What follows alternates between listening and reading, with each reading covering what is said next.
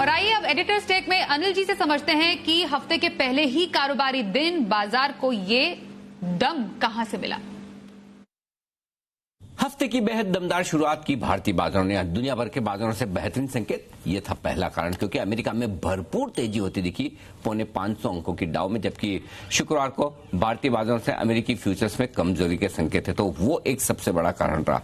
दूसरा बड़ा कारण था हल्के बाजार। पुट कॉल रेशियो 1 के नीचे सीरीज के पहले दिन ही ये दूसरा संकेत था कि जब हल्के हों बाजार तो ऊपर जाने में रहती है मदद। और तीसरा, शुक्रवार के सेशन के एफआईज के और घरेलू फंड के बिकवाली के आंकड़े छोटे मोटे थे, कोई खास नहीं, यानी कि निचले स्तरों पर बिकवाली का प्रेशर है नहीं और एफआईज के इंडेक्स में लॉन्ग पोजीशन भी कोई बहुत ज्यादा है नहीं। तो ये 3 कारण मिलकर बाजार में जोश बढ़ते हुए दिखे। एशियाई बाजारों की शुरुआत मिली जुली थी, लेकिन उसके बावजूद भारतीय बाजार दम लगाकर खुले और खुलने के बाद बढ़े भी। और अच्छी बात यह भी रही, बाजारों ने दोनों ही तरह के लेवल्स को बड़ा रेस्पेक्ट किया।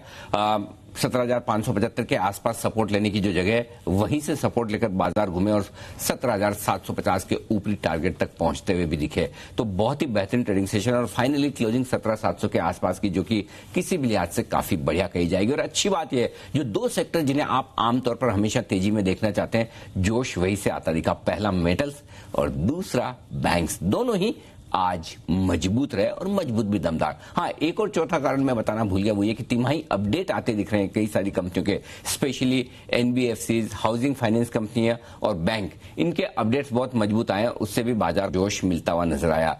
बैंक निफ्टी भी अच्छी तेजी के साथ खुला और 36,700 के करीब पहुंचने के बाद बैंक निफ्टी में भी मजबूत क्लोजिंग 36,600 से थोड़ा सा नीचे होती दिखी और सेंसेक्स भी 500 अंकों के उछाल के साथ बंद रहने में कामयाब रहा।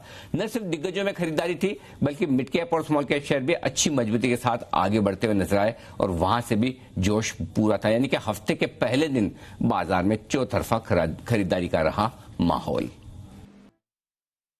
जहां तक कल का सवाल है, देखना होगा कि अमेरिकी बाजारों में किस तरह का कारोबार होता है, क्योंकि भारतीय बाजारों के बंद होने के वक्त डाउ फ्यूचर्स लगभग 100 अंक नीचे ट्रेड कर रहे थे।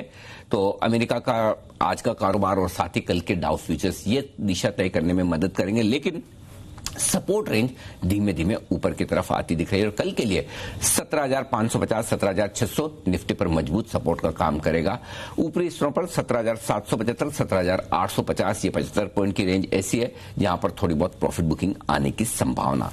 बैंक निफ्टी का जहां तक सवाल है, 37,300, 37,400 सपोर्ट है, तो ऊपरी स्तरों पर 37,850 से लेकर 38,000 हल्की फुल्की रुकावट की रेंज। लेकिन इनके बीच मिड कैप और स्मॉल कैप शेयरों में रहेगा एक्शन भरपूर, तेजी और खरीदारी के पूरे मौके आपके लिए वहां बनते हुए दिखेंगे और वहीं पर आपको कल भी फोकस करना चाहिए।